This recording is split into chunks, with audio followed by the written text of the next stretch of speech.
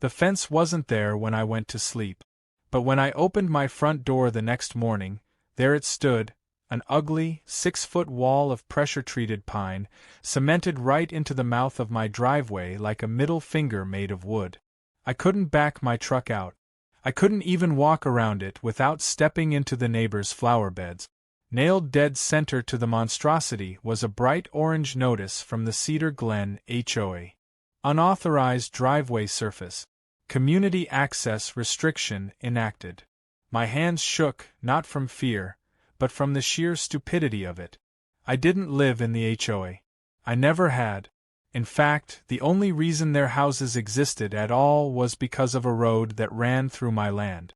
A road I owned. It all started 3 weeks earlier, when I decided to re-gravel my driveway. I used crushed black basalt.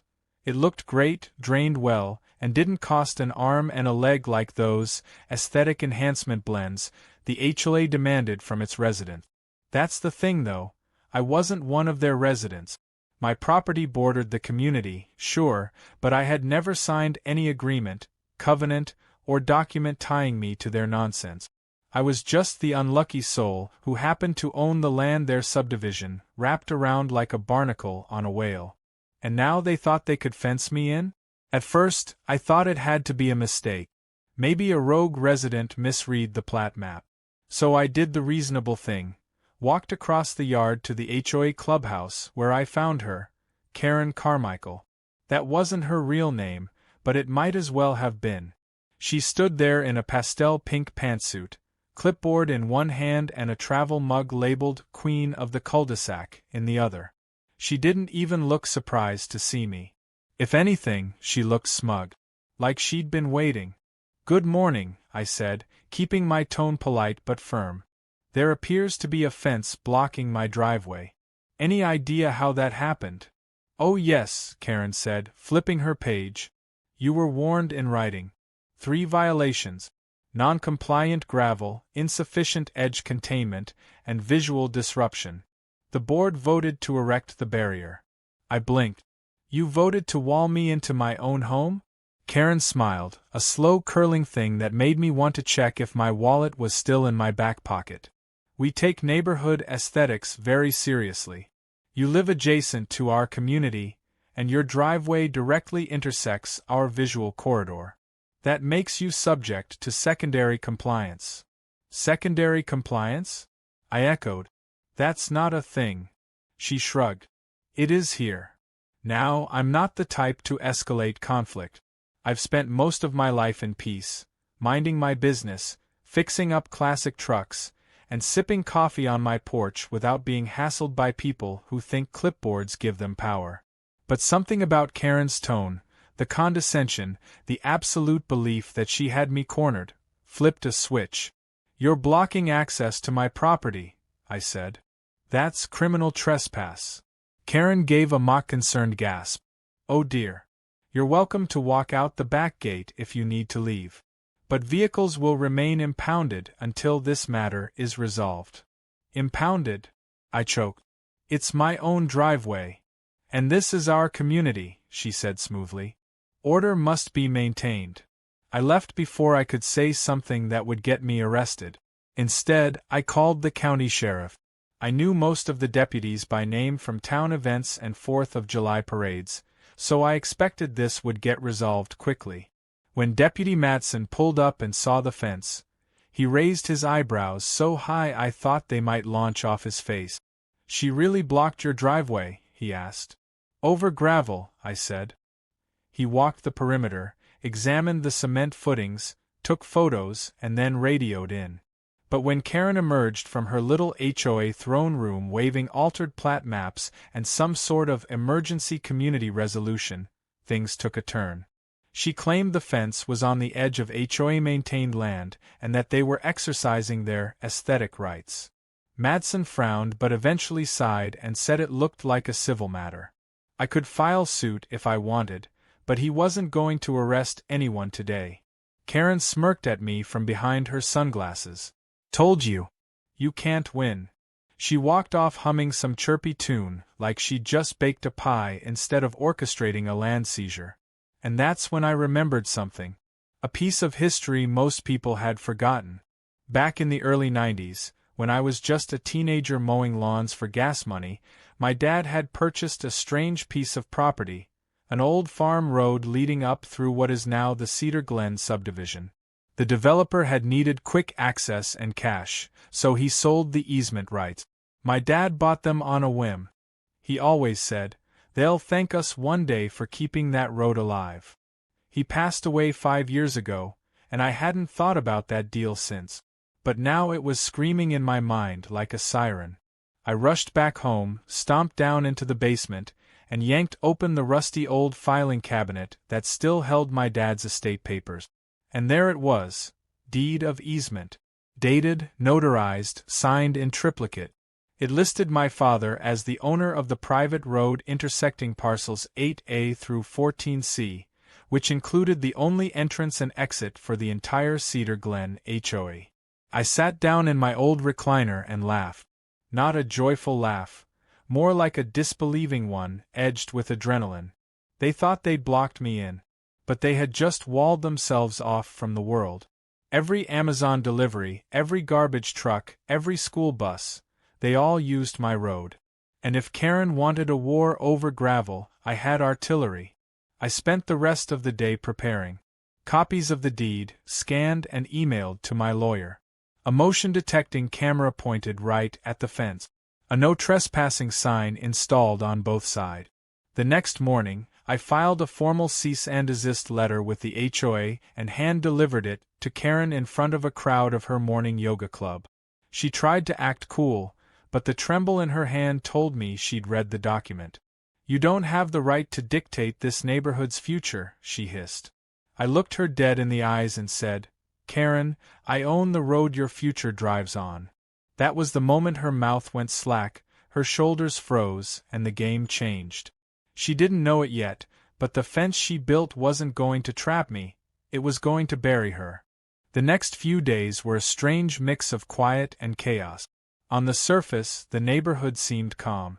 Sprinklers clicked in the morning, joggers passed by pretending not to notice the growing standoff, and HOA-approved mailboxes stood like sentinels along the sidewalk.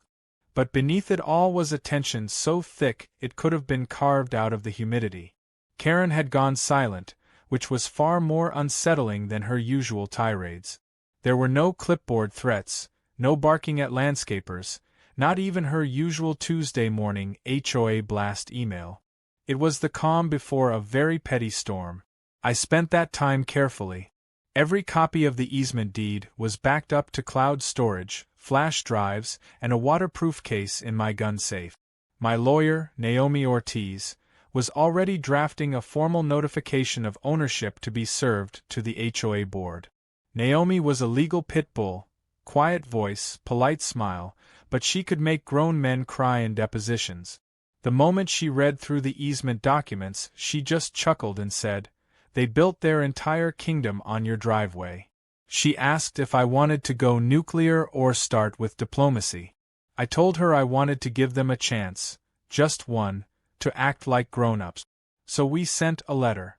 Not an aggressive one, not a demand for tolls or back fees. Just a simple declaration of private ownership of the main road leading into and out of the subdivision, along with a cease and desist for any obstruction of access to my property. We even gave them 30 days to respond or face formal legal action. 30 generous days, considering Karen had given me 0 before fencing me in. 2 days later, Naomi got a response. Not from the HOA's legal team, because apparently they didn't have one, but from Karen herself. Typed in Comic Sans, complete with clip art of a gavel, it declared my easement deed obsolete, claimed my property had been voluntarily annexed by community precedent, and ended with an actual smiley face emoji. Naomi stared at it for a full minute before saying, "I've seen toddlers with more legal reasoning." Meanwhile, the fence was still up, standing like a monument to arrogance. I decided to leave it for now.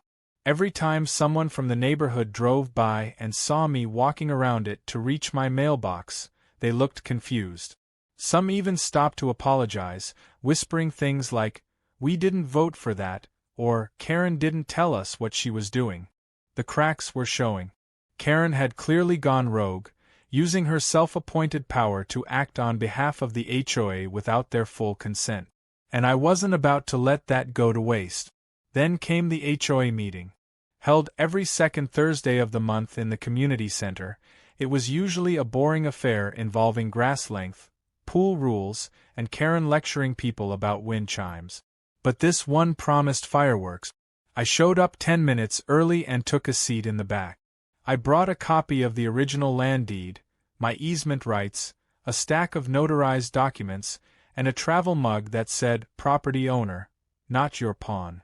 Karen was already at the front of the room, shuffling her papers like a villainous substitute teacher. She saw me, blinked in surprise, and immediately tried to regain control. "Let's get started," she said sharply. Item 1 on the agenda is the unauthorized gravel installation and community protection barrier located at Parcel B77. That was me. She didn't even say my name, just referred to me like I was some kind of toxic spill. "Excuse me," I said, standing up. "I'd like to speak on that." Karen looked ready to protest, but the rest of the board, especially a younger guy named Todd, nodded and gestured for me to continue. Todd, I later learned, was the treasurer, and he had an honest accountant's face. When I handed him the deed and explained the situation in plain, calm terms, his face turned 3 shades paler. "You're saying you own the road?" he asked. "I'm not saying it, I'm proving it." I handed him the paperwork and a digital tablet showing the recorded deed in the county's land registry. Murmurs rippled through the room. Karen tried to laugh it off. "That can't possibly be legal.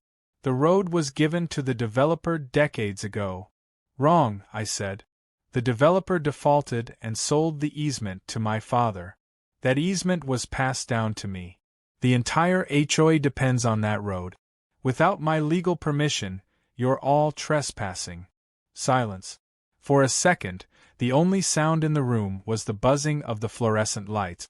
"You can't prove that this road is the only access," Karen snapped. "Yes, I can," I said. "There's only one paved route in and out. Every GPS, every county map, and every emergency services route lists it. You cut that road off, and your neighborhood turns into a very expensive trap." That was when Todd stood up. "Karen, did you know about this?" She froze. "I was acting in the best interest of the community." His gravel was a visual hazard. "Do you understand the liability here?" Todd's voice cracked slightly. "If what he's saying is true, and the documents back it up, we could be sued for decades of unauthorized use. This isn't about gravel. This is about access." Someone else in the crowd, a woman with a stroller, stood and asked, "Are we going to lose our homes?" Karen stammered, waving her papers. "This is all scare tactics. He's bluffing." I pulled out the trump card. A notarized invoice for community access fee, totaling $187,000 for 32 years of unpaid road usage. It was a symbolic number, yes, but it hit like a freight train. "I'm not interested in collecting that," I said calmly. "Not unless you keep trying to fence me in. But if you keep escalating this war, I will seek damages." The board erupted into murmurs, arguments, some even breaking off into side discussions. Karen, red-faced and breathing heavily, tried to shout them down. But her reign was clearly crumbling. I quietly walked out, leaving the documents on the table, and by the time I got back to my house, someone had already taken a sledgehammer to the fence. Not officially, of course, but someone who'd clearly had enough of Karen's nonsense. The next morning, the fence was gone. No note, no apology. Just a wide-open driveway and a clear view of my black basalt gravel, sparkling like victory in the morning sun. But I knew this wasn't over. Karen wasn't the type to give up, especially when backed into a corner. And if I'd learned anything by now, it was that she wasn't working alone. There were deeper roots to this mess, and something told me she was about to dig in with claws out. I wasn't worried, though. She had a clipboard. I had the road. Karen's silence didn't last long. Just when I thought the chaos had settled and the board might move toward reason, the next blow came with a knock at my door. I opened it to find a man with slicked back hair, aviator sunglasses, and a smug little badge that read Zoning Compliance Officer. He introduced himself as Zeke Lambert, a representative from the county's Code Enforcement Department. Behind him stood a clipboard that looked suspiciously familiar in both color and font choice. He gave me a slow once-over and said he was responding to multiple complaints about my property. According to Zeke, my driveway was too steep, my mailbox was 2 inches taller than regulation, and apparently, the native wildflowers I'd planted near the mailbox were classified as invasive flora. He even claimed that my front porch lights might violate light pollution ordinances. I didn't know whether to laugh or slam the door. Instead, I asked calmly who had submitted these complaints. He shrugged, said it was anonymous, and began snapping photos of my gravel like he was on a nature safari. It didn't take long for me to realize this wasn't just some overzealous inspector. He wasn't here by coincidence. He was here because someone had sent him. And there was only one person in town petty and delusional enough to weaponize county ordinances over a crushed rock dispute. Karen had gone full scorched earth, and Zeke was her new pawn. I didn't bother arguing. Let him take his pictures. Let him write his citations. Every word he scribbled just added fuel to the fire that was about to consume them both. What Zeke didn't know, what Karen still hadn't grasped, was that I wasn't playing checkers anymore. I had the receipts, and I had the patience to let them hang themselves with their own arrogance. Still, I knew I couldn't just wait. I needed proof. So I did what any reasonable person would do when faced with underhanded HOA warfare. I installed security cameras, not the obvious kind. These were discreet, motion-activated, infrared-capable, and cloud-connected. I put them on the corners of my roof, by my mailbox, and even mounted a couple inside the old birdhouses in my yard. Then I waited. It didn't take long. Less than 48 hours later, one of the cameras caught a car pulling up at 10:43 p.m. Out stepped Zeke and Karen, whispering under their breath, looking around like raccoons in a spotlight. Karen handed him a small envelope, and Zeke pulled out a printed sheet. Looked like one of his official inspection forms. He marked it, held it against my mailbox for a photo, then nodded and drove off. Karen lingered a few seconds longer, staring at my house with a glare that would curdle milk, before slinking back into her SUV. The next morning, a fresh violation notice was taped to my front door, allegedly for obstructed residential view lines, due to my hedges. It was so ridiculous I laughed out loud. I sent the footage straight to Naomi. Within an hour, she had it edited, time-stamped, and ready to go. But she didn't just file a complaint with the county. She sent it directly to a local news outlet known for loving messy HOA drama. Their reporter, a firecracker named Marla with a knack for exposing corruption, called me personally. By that afternoon, my driveway was swarming with camera crews. Marla interviewed me, captured shots of the absurd violations, and played the night footage of Karen and Zeke sneaking around like teenagers TPing a house. She aired it the next morning with the headline, HOA President and County Officer Caught in Midnight Compliance Scam. The story exploded. Online, people ripped Karen to shreds. Memes flooded in, one of Karen holding a tape measure next to a flower with the caption, "Nature offends me." Another showed Zeke labeled as Inspector Gadget's evil twin. The HOA board scrambled. Todd, the treasurer, called me and apologized profusely. He said he had no idea Karen was going this far. He asked if I would meet with the board again. I agreed, but only under one condition. They needed to meet on my property. No more of their clubhouse posturing. This time, it was going to be on my turf. When the board arrived, I had chairs set up on my lawn, under a pop-up tent with cold lemonade ready. They looked sheepish, except Karen, who stormed in like a thundercloud wearing oversized sunglasses and pretending the camera crew from Channel 5 wasn't still parked across the street. Before she could speak, I laid out the facts. I presented copies of the footage, the inspection logs, and the growing pile of fake violations. Naomi stood beside me with a binder thicker than a dictionary, all properly tabbed and indexed.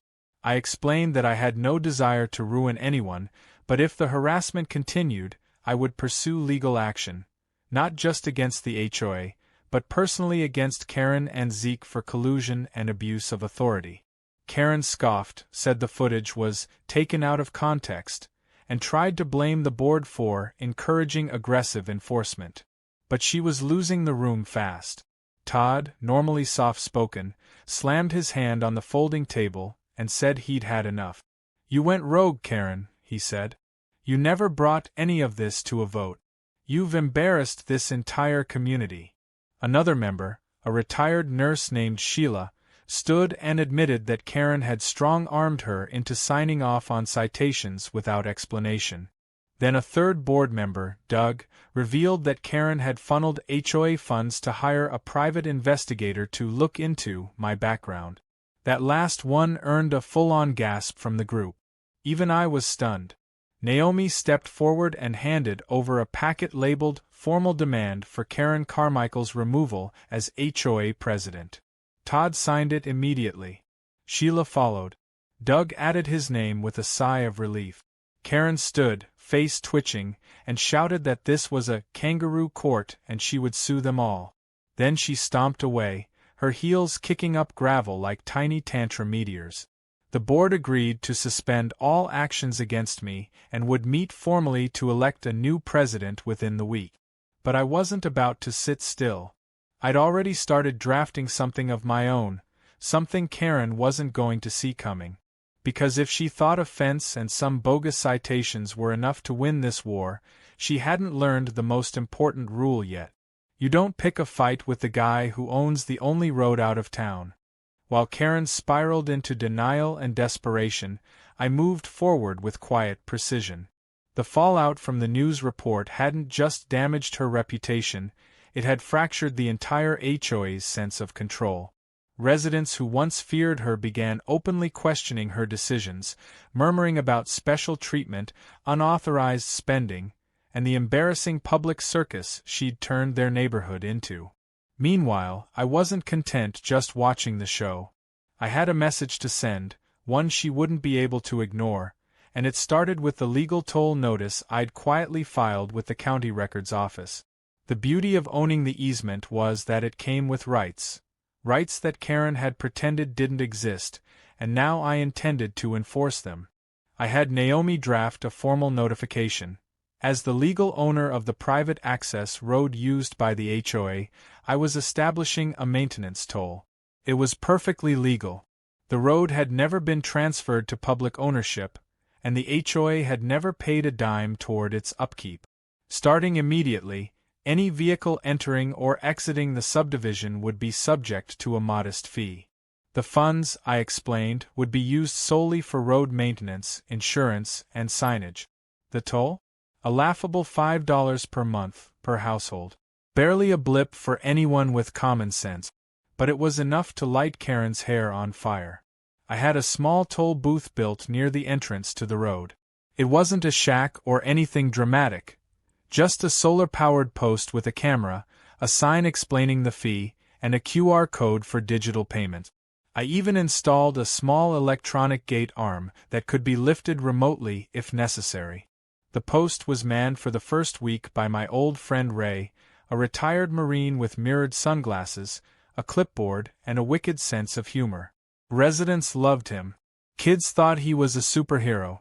Even the UPS guy started waving at him like an old friend. But not everyone was pleased. Karen's response came in the form of a rented U-Haul truck that she parked across the road just past the toll gate. She left it there overnight, blocking access to every vehicle trying to leave the subdivision in the morning. I was alerted to the commotion by a flurry of texts and voicemails from panicked residents who couldn't get to work or school. I arrived at the scene with a cup of coffee in hand and my phone already recording. Karen stood in front of the U-Haul like a defiant teenager, arms crossed, screaming about extortion and civil disobedience. She was absolutely unhinged. When I told her calmly that she was obstructing a private easement, she shouted that it was the people's road and dared me to do something about it. So I did. I called the police. The responding officer was the same Deputy Madsen who had initially shrugged off the fence situation weeks earlier. But now, with all the evidence, video footage, legal documents, and public scrutiny in place, he didn't hesitate. He approached Karen, asked her to move the vehicle, and when she refused, he placed her under arrest for obstruction and unlawful interference with a private roadway. She screamed, cried, and claimed political persecution as she was led away in handcuffs, her sunglasses slipping off her face onto the pavement. That moment became an instant viral clip. Someone caught the whole thing on video, Ray saluting as the police car drove away with Karen in the back seat, flanked by confused HOA residents standing in their pajamas. The caption read, "She blocked the road, forgot who owned it." With Karen finally out of the picture, temporarily at least, the rest of the HOA board moved fast. An emergency vote was held, and Todd was elected interim president. His first act was to issue a public apology to me and the entire neighborhood, admitting that the previous leadership had acted outside of their authority. He also formally recognized my ownership of the road and accepted the terms of the toll agreement. The residents were given digital passes to avoid future confusion, and Naomi and I ensured the entire arrangement was filed with the county for full transparency. But even as the board and residents tried to move on, Karen wasn't done. From her temporary exile, she managed to file a civil lawsuit against me for emotional distress, claiming that the stress of the situation had caused her insomnia, migraines, and a loss of status within her social circle. She also claimed that the toll gate was a form of psychological warfare, and that Ray had made her feel militarily surveilled. Naomi almost fell out of her chair laughing when she read the complaint. But we didn't underestimate Karen, not after everything she'd already tried. We gathered every recording, every email, every timestamp. We had footage of her sneaking around at night with Zeke, her yelling at me on multiple occasions, her threats in board meetings, even the arrest footage. When the court date came, Karen showed up with a neck brace, sunglasses, and a dramatic sigh every time she moved. Her lawyer looked like he regretted his life choices. During the trial, Naomi absolutely dismantled every one of Karen's claims. The judge, a no-nonsense woman with 30 years of experience, quickly lost patience for Karen's theatrics. When Naomi played the footage of Karen calling the road, "My driveway now," the courtroom laughed. When Karen tried to object, the judge shut her down. And when she was caught contradicting her own sworn testimony, the judge didn't just dismiss the case. She sanctioned Karen for filing a frivolous suit and wasting court resources. The judgment against her included a formal reprimand, a fine, and the recommendation that she be barred from serving on any HOA board in the county for 5 years.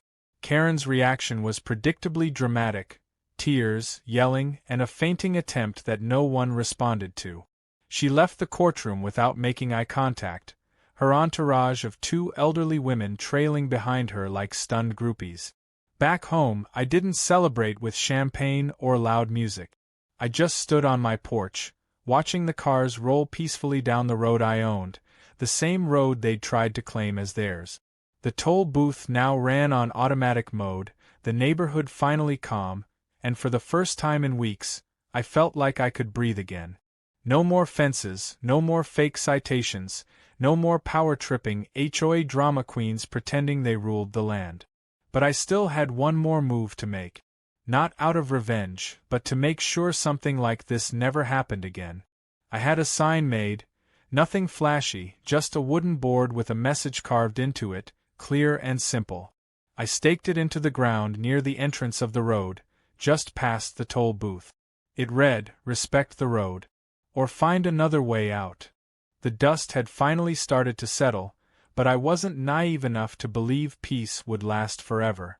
Even with Karen publicly disgraced, legally sanctioned, and voted out of her HOA throne, the scars she left behind still lingered across the neighborhood. People were cautious, some embarrassed by their previous silence, others just relieved it was over. The road was calm again, the toll system quietly functioning without complaint, and the HOA board now operated like adults rather than a clique of playground tyrants. Still, I knew Karen, and people like her rarely accept defeat with grace. There was always one more move, one final desperate swing, and she wasn't the type to disappear quietly into the background. Her last attempt came on a warm Thursday afternoon, just as the sun started dipping low enough to throw golden light across the road. I had been replacing a section of fence along my southern boundary line when my phone buzzed with a notification from one of the security cameras near the entrance. I tapped the screen and saw her immediately. Karen, standing there with a large cardboard sign in one hand and a small group of people behind her. 2 elderly men and a woman I recognized from a past HOA bake sale who'd once told me I should trim my hedges, like a responsible citizen. They weren't protesting exactly. It was more like a sad attempt at reclaiming attention.